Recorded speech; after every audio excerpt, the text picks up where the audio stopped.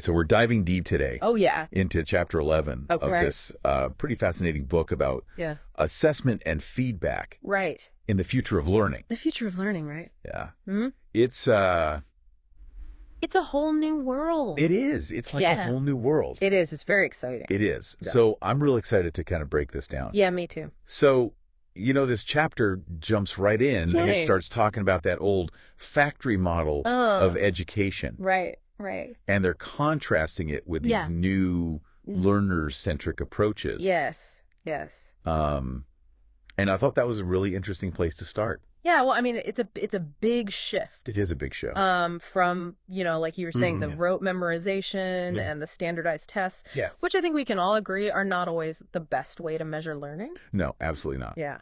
So, you know, this chapter talks about things like authentic assessment, formative assessments, learning analytics. All these, a whole new... It's like a whole new language. Yeah, a whole new vocabulary for thinking about assessment. Exactly. And I think that's really important because it helps us to move beyond those old kind of narrow definitions of what assessment is.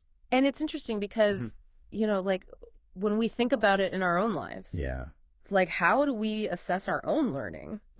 Like, are we challenging ourselves? Yeah. Are we getting feedback that's actually helping us to improve? Like, are we just kind of staying in our comfort zone? Yeah. Are we just kind of like going through the motions? Or are we really pushing ourselves to grow? Exactly. Yeah. Yeah. So I think this chapter is really relevant, not just for educators, but for anyone who's interested in lifelong learning. Absolutely. Yeah. And I think one of the things that they really emphasized in here was this idea of like really challenging students. Right. Like that's where the real learning happens, when you're pushing yourself beyond what you already know. And it's not just about challenging them and then just being like... Right. You need to give them feedback exactly. on how to improve. Yeah. So the chapter highlights John Hattie's research on visible learning. Have you heard of this? I have heard of this, yeah. Okay, so it basically boils down to this. Yeah. If you want to see real learning gains, you need to challenge your students and give them targeted feedback on how to improve.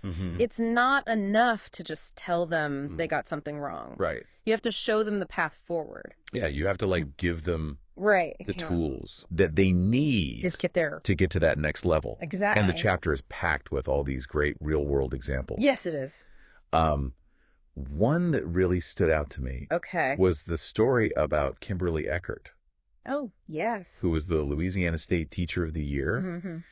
And she had this really interesting experience with the Google for Education certification exam. Yes, yes. And she was saying how it wasn't like your typical multiple choice. Right. It wasn't just about memorizing facts. No, she actually had to solve real world problems. Exactly, using Google tools. So it was a very authentic assessment. It was really about demonstrating skills, not just knowledge. Exactly. And she said it completely changed her perspective on what effective assessment looks like.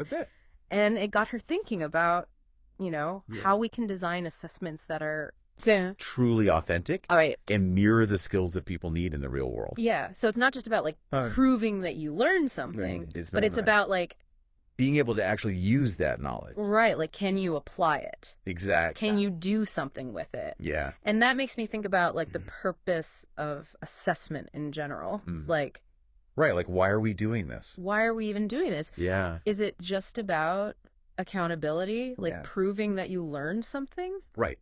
Or is it something more?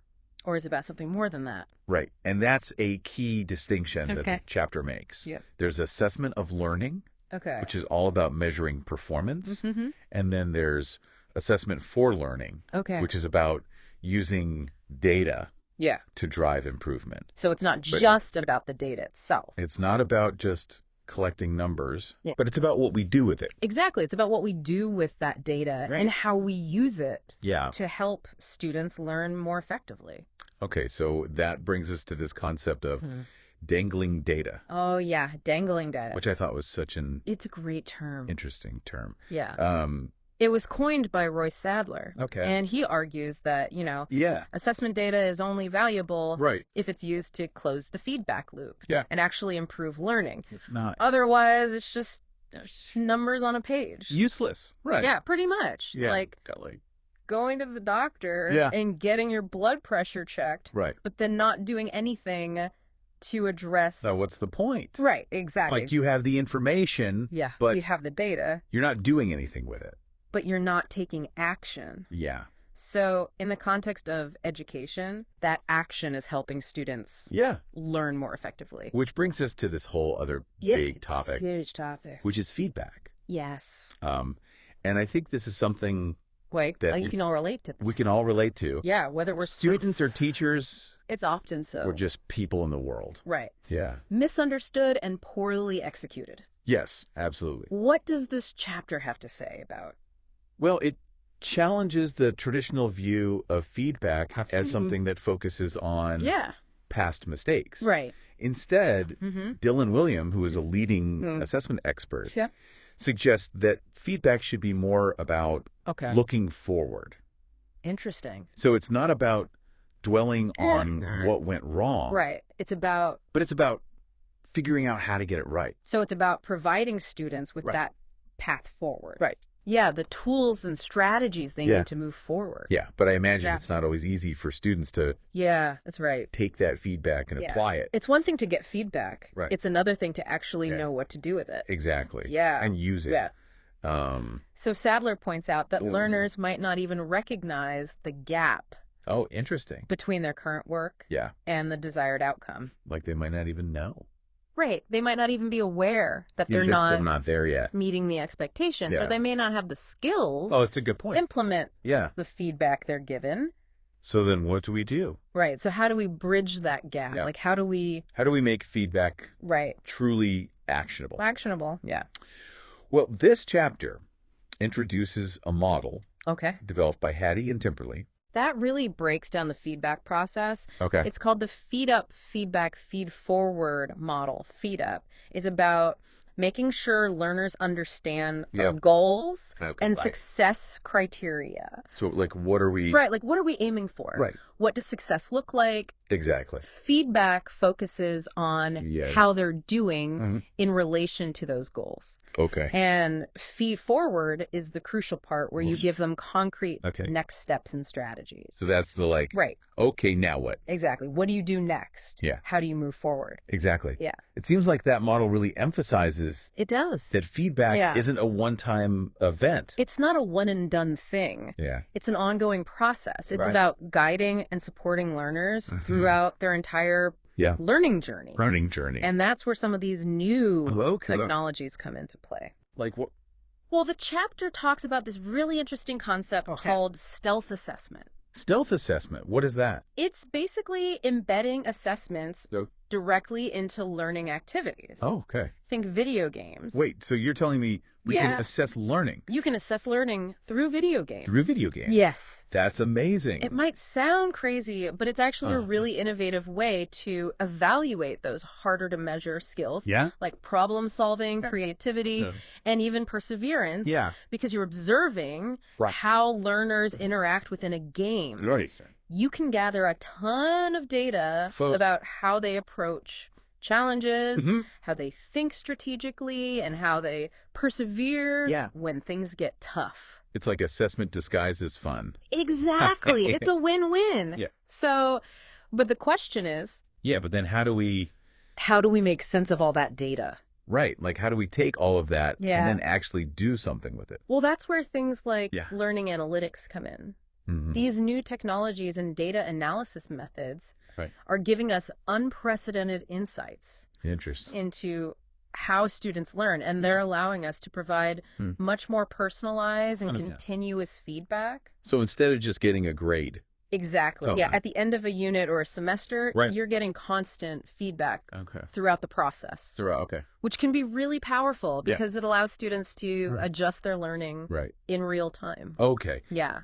But that also makes me think about, like... Right. What are the potential downsides? Yeah. Is there a downside to all of this? Well, that's something the chapter cautions against. You know, Candace Thill, a professor at Stanford, compares learning analytics to the data-driven strategies used in e-commerce. Okay. Just like companies use data to predict buying patterns and personalize recommendations. Right.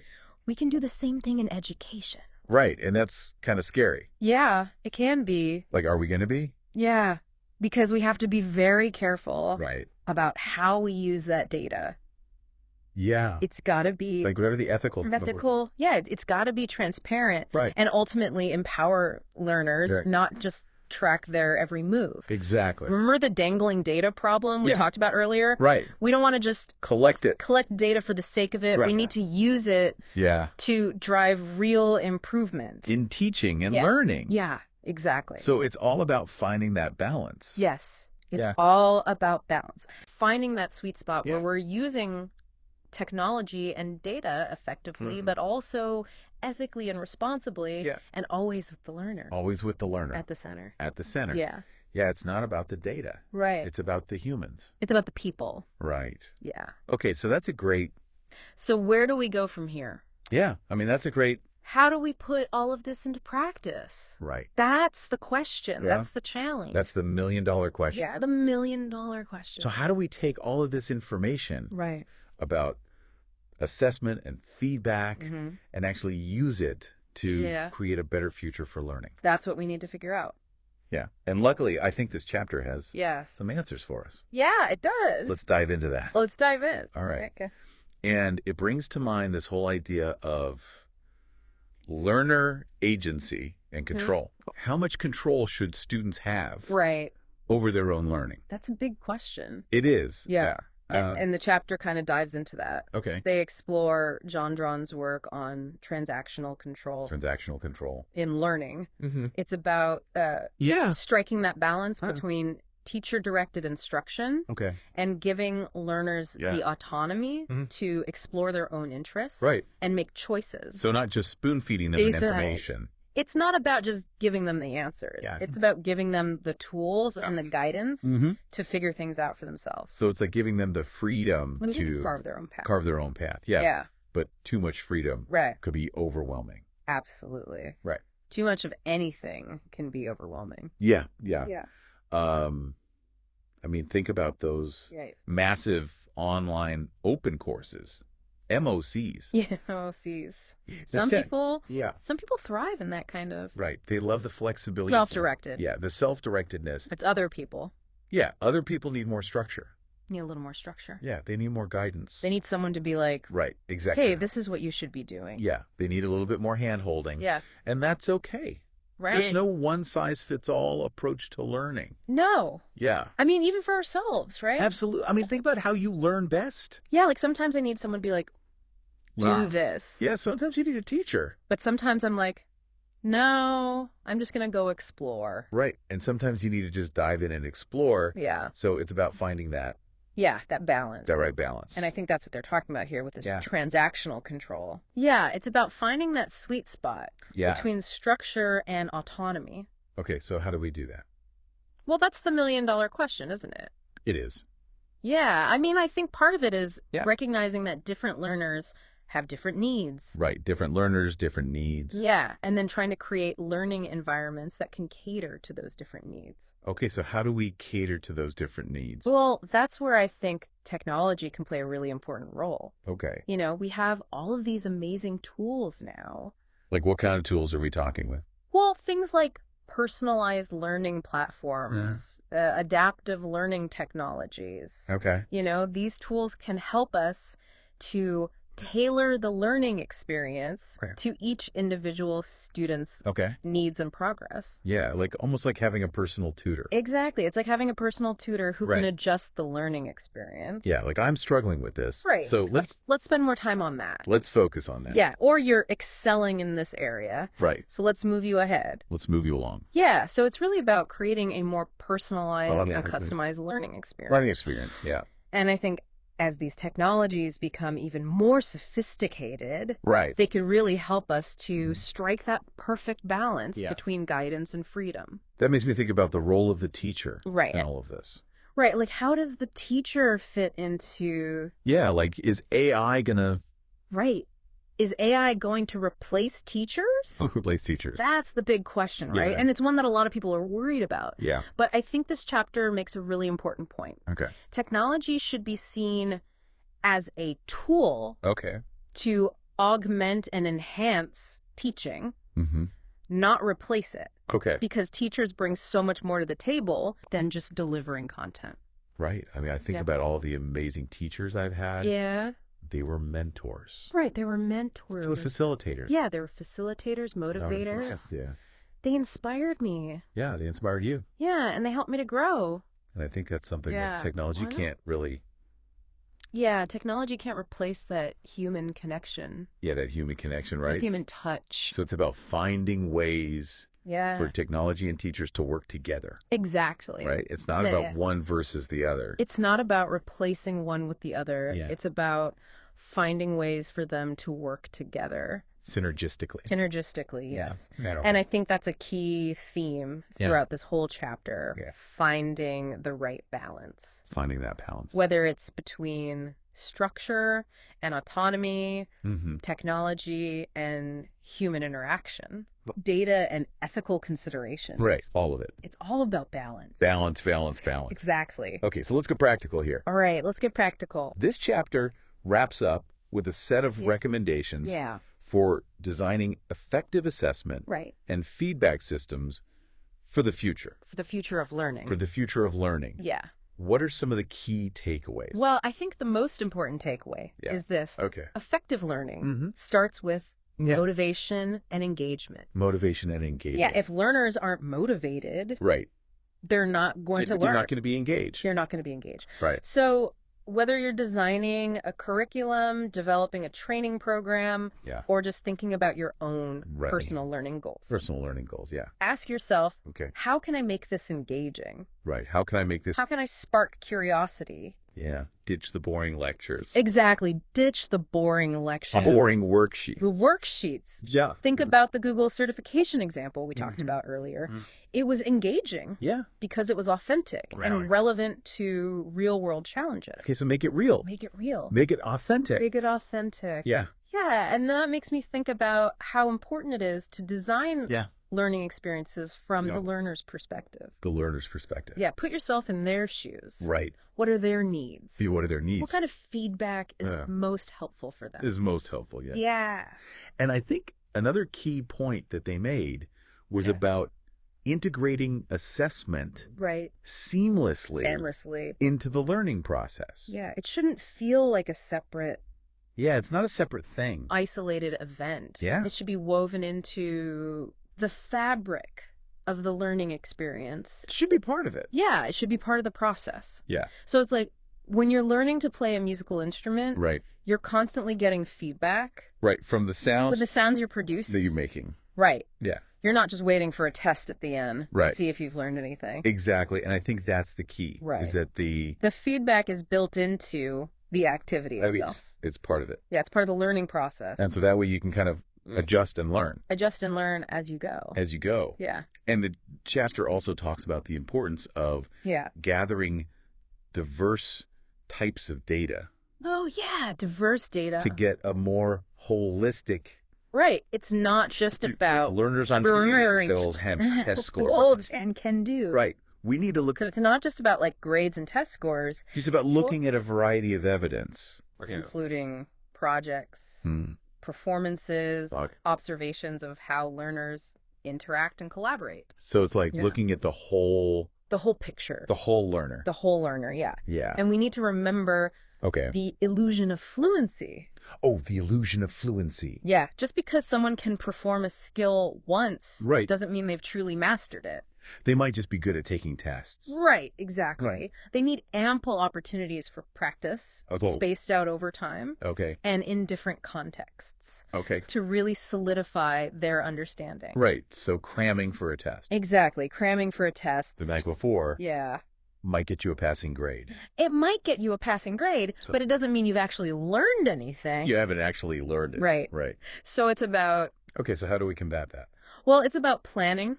Assessment and feedback strategies. From the very beginning. From the beginning. Of the learning design process. This isn't like an afterthought. It's not an afterthought. No, this is like, it's a fundamental element. Okay. Yeah. So you're saying like when we're designing these learning experiences, we have to think about. We have to think about assessment and feedback from the very beginning. From the start. Yeah, from the start. Yeah, right. And the feedback itself needs to be more than just good job. Right. It can't just be a grade. Or needs improvement. Or you did this wrong. Right. It needs to be specific. Okay. It needs to be actionable, and it needs to be focused on helping learners to improve. It needs to be helpful. It needs to be helpful, yeah. Yeah. The chapter stresses that feedback systems need to be transparent. Okay, transparent. Learners should understand how they're being assessed. So they know, like, they need what's expected of them. Yeah, what the expectations are, why it matters. Yeah, why does it matter? And how they can use that feedback to improve. Right. How do I actually take this and do something with it? Yeah, because the goal is to cultivate learners who are self-reflective, who can monitor their own progress. So they're not just passively. And just passively receiving information. Right, they're actively involved. Involved. Yeah, in shaping their own in their learning journey. Right. Yeah. Which ties back to that learner agency. That concept of learner agency that we were talking about. Yeah, exactly. Okay. And finally, and maybe this is the most important point of all. Okay. We need to build systems that actually use assessment data. To drive meaningful change. Meaningful change. So we can't just... Right. It's not enough to just... collect it and be like... collect data. Oh, look at all this data we have. Right. We have to act on it. Right. We have to actually use it to make things better. Yeah. Okay, so it's like that dangling data problem again. Right. It's the dangling data problem all over again. What's the point of collecting all this data if we're not going to... if it's not going to lead to any action or improvement. We need leaders who understand the power of data-informed decision-making, who can create a culture of continuous improvement, and who are willing to invest in the resources and support systems. It's an investment. It's an investment, necessary to make it all happen. And the chapter actually shares a great example from Arizona State University. Yeah. And they've implemented this really innovative approach to teaching. Yeah, it's really interesting. These large introductory courses like college algebra. Yeah, big classes. And they've combined technology with personalized support. It's a really interesting blend of those two elements. So how does that work? Well, they use an adaptive learning program that lets students progress at their own pace, but they also have small group sessions where students can work collaboratively and get guidance from teaching assistants. So it's like that hybrid approach. Yeah, it's a hybrid approach. It's not just like... it's not just technology. Here's the computer. Go learn. Right. It's not just throwing technology at the problem. Right. It's about... But it's also not just like the old school lecture. Yeah, it's about finding that balance. It's finding that... between technology and human interaction. Middle ground. Yeah, that middle ground. And they have a system in place to connect students with advisors. Yes. So there's still that support system. And support services if they're struggling. Right. If students are falling behind. They have someone they can reach out to. It sounds like a very comprehensive... It's a very holistic approach. It's a supportive learning environment. Yeah, they're really trying to create a supportive environment where students can thrive. Where students can succeed. Exactly. Okay, before we wrap up, I want to touch on one last point from the chapter that really resonated with me. Okay, what is it? It compares the practice of teaching to that of medicine. Yes, that's a great analogy. I thought that was such an interesting comparison. Because both professions require an incredible amount of skill, expertise, and a lifelong commitment to learning and improvement. Like you're always learning. Relearning. Yeah, you're always growing. Yeah. And the chapter points out that teaching is such a complex endeavor. Right. It's not just about standing up and delivering information. Sure. Standing up and talking. It's so much more than that. Yeah. I mean, I feel like everyone thinks they know how to teach. Right. Because everyone's been a student. Because we've all been students. Right. Exactly. But it's so much more than that. It's like Dylan Williams says. Teaching is like mastering triage skills in an emergency room. Okay. Your ability to intervene effectively depends entirely on how well you can assess each individual's unique situation. So you have to be able to assess all these different needs. Yeah, and figure out what the best course of action is. And figure out how to best support each student. Exactly. And just like doctors need to stay up to date. They need to stay up to date on the latest research. On the latest medical research. Yeah. Teachers need to stay current Teachers need to stay current on the latest research. On the best practices. On the best practices in pedagogy. In pedagogy and assessment. Yeah. It's a lifelong learning process. It's a lifelong learning process. For both professions. For everybody. Right? Yeah, for everyone. Yeah. I mean, that's the beauty of learning. Yeah. It never ends. It never ends. There's always something new to discover. Always something new to discover. Yeah. I love that. Me too. Yeah. It really highlights the complexity and importance of the teaching profession. It does. Yeah. But yeah, as the chapter points out, somewhere along the way, education seems to have lost some of its mystique. Why do you think that is? I don't know. It's a good question. Yeah. Maybe because we've all been students. Right. We all have. We tend to take it for granted. Good experience with it. Yeah, exactly. Yeah. Like, we all know what it's like to be a student. Right. But that doesn't mean we fully grasp the intricacies of effective teaching. Yeah. It's a whole other ballgame. Skill set. Yeah, it's a whole other set of skills. And this chapter really kind of is like... It's a good reminder. A reminder. Yeah, that education is a powerful force. It is. It shapes lives in society. So how do we reclaim that? Right, that's the challenge. Yeah. How do we as a society reclaim that sense of wonder and importance around education? Yeah. How do we cultivate... Right, like how do we get back to that? Yeah, how do we get back to that place where we really value and respect? Yeah, because I feel like teachers aren't... They're not always given the respect. Given the same respect that they deserve. Right. And I think part of that is because we don't fully understand what they do. What they do, yeah. Yeah, we don't understand the complexity of it. Of the work. And I think this deep dive has been... It's been eye-opening. So interesting to kind of really dive into. Peel back those layers and look at all of the different factors. All the different things that go into. That go into effective teaching and learning. Effective teaching and learning. Yeah. What are some of your biggest takeaways from this? I think for me, the emphasis on learner agency really stood out. Yeah, that was a big one. Yeah, we have all of these incredible tools at our disposal now. Yeah. But we need to use them thoughtfully. Yeah. Ethically.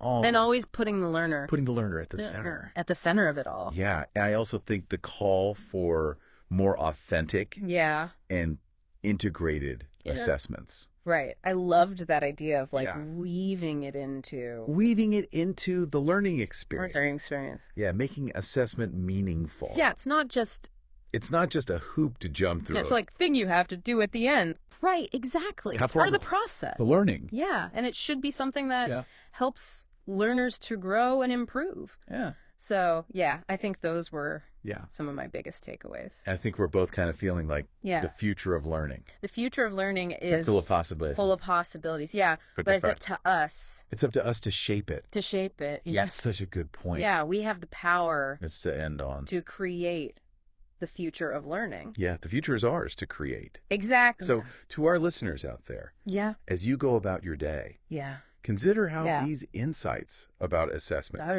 feedback, learner agency might apply to your own learning or work. To your own life. Because even if you're not an educator, these are principles that can help you become a more effective learner. A more effective learner, yeah. And a more thoughtful. And a more thoughtful contributor. Contributor to the world. To the world. Right. Yeah. So, keep asking questions. Keep asking questions. Get curious. Stay curious. And never stop. And never stop learning. Learning. Because there's always something new. There's always something new. To discover. Well, thank you so much. Thank you for joining us. It's been a pleasure. On this deep dive? Yeah, this has been a great conversation. Into the future of learning. I've really enjoyed it. Until next time.